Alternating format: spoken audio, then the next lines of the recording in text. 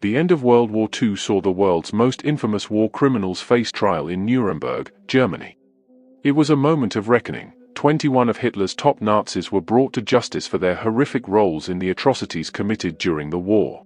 But there was something unexpected about the trial that few people know. 3 of the most powerful Nazis walked free. They were acquitted. Despite being guilty of unimaginable crimes, these men managed to escape the ultimate punishment. How did they do it? The Nuremberg trials, held inside a courtroom once used for Hitler's rallies, promised justice for the millions of lives destroyed by Nazi brutality.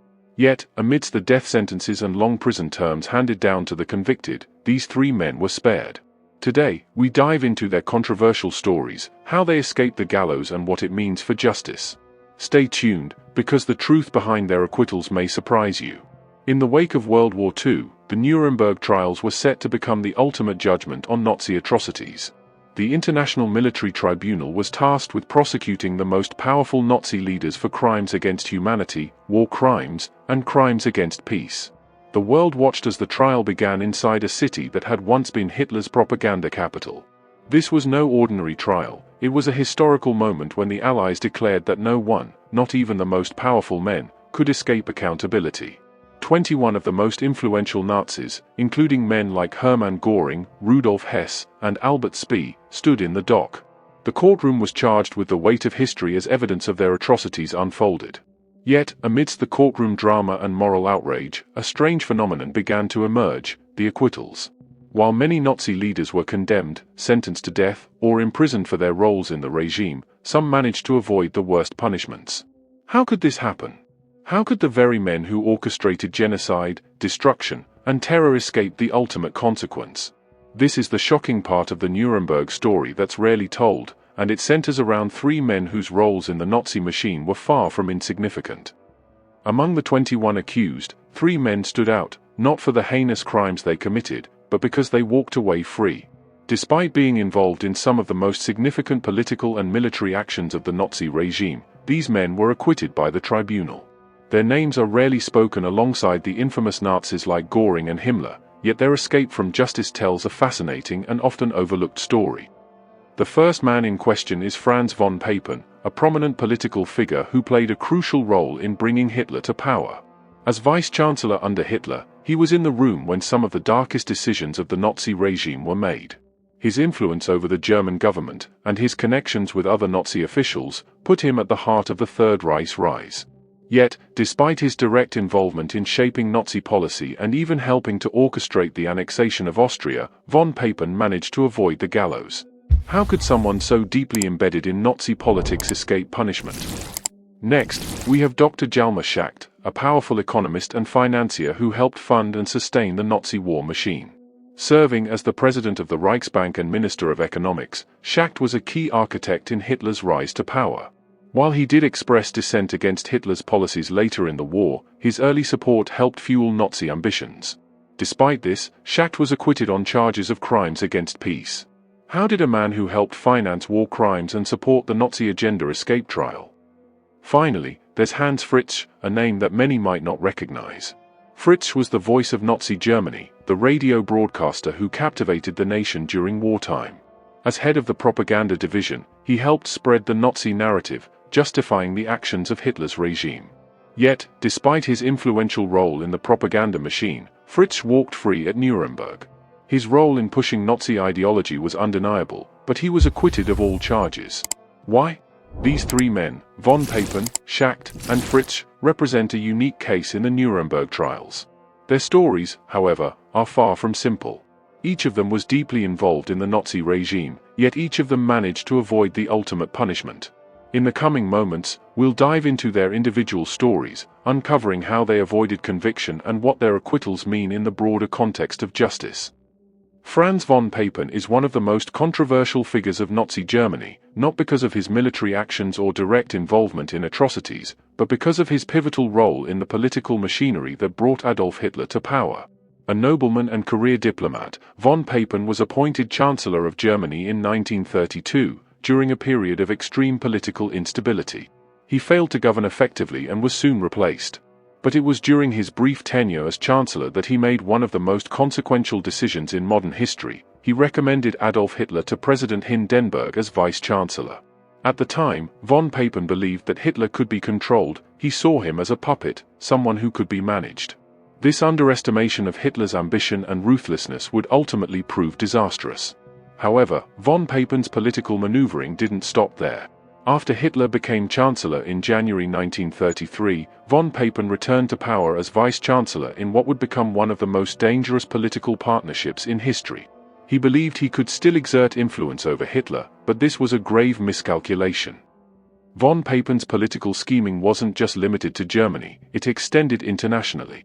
As the ambassador to Turkey from 1939 to 1944, he continued to pursue policies that benefited the Nazi regime. For example, he helped convince Turkey to close the Turkish Straits to Soviet warships, an action that hindered Soviet efforts during the war. Von Papen's actions were calculated and strategic, seeking to protect the Nazi cause even after it was clear that Germany was losing the war.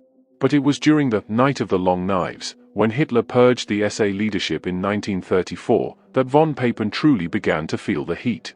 While he survived the purge, his allies weren't so lucky, and many of them were executed. Von Papen managed to stay alive, but he was politically marginalized. Still, despite his diminishing influence and increasing awareness that the war was lost, he didn't back down from his loyalty to the regime. So why was Franz von Papen acquitted at the Nuremberg trials? Despite his extensive involvement in Nazi politics and his hand in facilitating Hitler's rise, there was no concrete evidence tying him directly to war crimes or crimes against humanity. The tribunal focused heavily on his political activities, which, while immoral, were deemed insufficient grounds for conviction in this particular court. Von Papen's ability to manipulate the legal and political systems of the time, paired with his connections to powerful allies, ultimately shielded him from the gallows. Even after the trial, von Papen tried to rebuild his career, publishing his memoirs and giving speeches to defend his actions during the war. He lived the rest of his life in comfort, until his death in 1969, never truly facing justice for his role in the Nazi regime. Dr. Hjalmar Schacht was not just an economist, he was a master of finance who played a pivotal role in helping Hitler finance the Nazi regime and its war machine. As the president of the Reichsbank, Germany's central bank, Schacht had an immense influence on the nation's economic policies. He was the architect of the economic policies that allowed Hitler to rebuild Germany after the devastation of the Great Depression. In fact, it was Schacht's expertise that helped Hitler achieve financial independence from the international banking system, allowing the Nazis to fund their rearmament program and launch their military campaigns across Europe. Schacht's economic genius gave the Nazi regime the resources it needed to wage war, and his position gave him significant access to high-level decision-making. He wasn't just a bystander in the Nazi rise to power, he was an active enabler. Schacht helped Hitler in manipulating the global economy to their advantage, creating economic policies that paved the way for the Third Reich's aggressive expansion. His influence stretched beyond just financing the regime's war efforts. He was also instrumental in maintaining economic control over the conquered territories, ensuring the flow of resources into Nazi Germany. However, Schacht's role went beyond just economic strategy. He also had a controversial involvement with the Nazi Party. Although he was not an outspoken member of the Nazi ideology and even distanced himself from the more extreme measures, such as the persecution of Jews, Schacht's early support for Hitler gave the regime the legitimacy it needed in its most crucial early years. He was even one of the key figures who helped the Nazis finance their massive infrastructure projects, including the building of the Autobahn, which not only created jobs but also served as a propaganda tool to show that the Nazi government was revitalizing Germany. Despite his integral role in the Nazi economic system, Schacht managed to avoid punishment at the Nuremberg trials. The tribunal's charges against him focused on war crimes and crimes against humanity, but Schacht's defense was simple: he wasn't directly involved in the atrocities committed by the Nazi regime. He argued that, by the time the major crimes took place, he had already been removed from active duty in the government and was no longer in a position of power. Additionally, Schacht had made attempts to distance himself from Hitler's inner circle as the war progressed, even publicly criticizing some of the Nazi policies. But despite these claims of distance, the tribunal had little concrete evidence to connect Schacht directly to war crimes. His actions were classified as more of a financial and political nature, and since he wasn't accused of direct participation in genocide or the violent atrocities that defined the Nazi regime, Schacht was acquitted of most charges. After his acquittal, Schacht's life took another unexpected turn. Despite his clear involvement in supporting the Nazi war effort, he was able to rebuild his career. He returned to his role in financial consulting and even took part in the post-war German denazification process, advising governments on economic recovery. Schacht's legacy as a key enabler of Nazi Germany's financial and military strength remains controversial to this day, and his acquittal continues to raise questions about the nature of justice in post-war Germany. Hans Fritsch was one of the most recognizable voices in Nazi Germany. As a prominent broadcaster, Fritsch was the voice that millions of Germans tuned into daily. His broadcasts were a cornerstone of Nazi propaganda, shaping public opinion and justifying the actions of the regime. His words echoed across Germany, helping to foster an atmosphere of blind obedience to Hitler.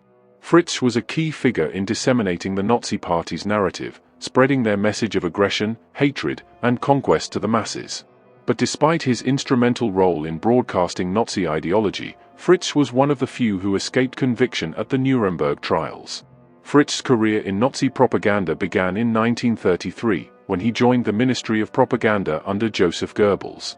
He was tasked with overseeing the press and radio broadcasts, which were central to Nazi control over the German people. Fritz's voice became synonymous with Nazi rhetoric. His broadcasts justified the regime's actions, including the invasion of neighboring countries and the brutal treatment of Jews. His messages were laced with nationalist fervor, depicting the Nazi regime as the salvation of Germany. Through the airwaves, Fritsch ensured that Hitler's message reached even the farthest corners of the country, further entrenching Nazi ideology. But Fritz's involvement wasn't just limited to the airwaves. As a member of the propaganda ministry, Fritsch played a key role in shaping the image of the Nazis to the outside world. His broadcasts were used as a tool to promote Nazi policy, defend its actions, and demonize its enemies. He helped rally support for the war effort, painting the conflict as a battle for Germany's survival. Despite his role in spreading propaganda, however, Fritsch was never fully immersed in the decision-making processes of the Nazi leadership. He was not an ideologue in the same sense as Goebbels or Himmler, but rather a broadcaster and public figure who propagated the regime's narrative. When the war ended and the Nuremberg trials began, Fritsch found himself in the dock alongside the highest-ranking Nazi officials. He was charged with crimes against humanity for his role in spreading propaganda that justified the Nazi regime's war crimes and atrocities. Yet, when the tribunal deliberated his fate, they found insufficient evidence to convict him of incitement to violence or war crimes. The tribunal's decision was controversial. Fritsch, despite his prominent position in Nazi propaganda, was acquitted of all charges. His role in furthering Nazi ideology was undeniable, but the court found that his broadcasts, while abhorrent, did not directly incite the atrocities committed by the regime. The decision to acquit Fritsch raised eyebrows. Many believed that his extensive influence in shaping the Nazi narrative made him just as guilty as those who carried out the atrocities. Fritz's acquittal was a stark reminder of how the Nuremberg trials were not just about justice for the victims, but also about navigating the complex web of responsibility. Fritsch, after the trial, faded into obscurity. He was sentenced to 9 years of hard labor by a German denazification court but was released in 1950, 3 years before his death. He lived the remainder of his life in relative quiet, his role in Nazi propaganda never fully reckoned with. So, how did Fritsch manage to escape? His acquittal stemmed from a lack of direct evidence tying his broadcasts to the physical atrocities committed by the Nazis. He was seen as a tool of the regime rather than a mastermind, a public figure whose actions, while destructive, were not deemed criminal in the same way as those who directly perpetrated violence. But his legacy is deeply intertwined with the Nazi machine, and the question remains, did his broadcasts justify the actions of the regime? The acquittals of Franz von Papen, Hjalmar Schacht, and Hans Fritsch left a lasting stain on the Nuremberg trials.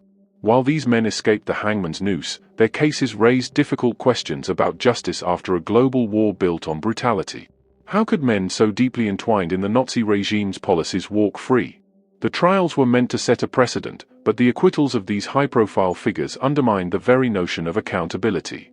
In the aftermath, many wondered, did justice prevail at Nuremberg?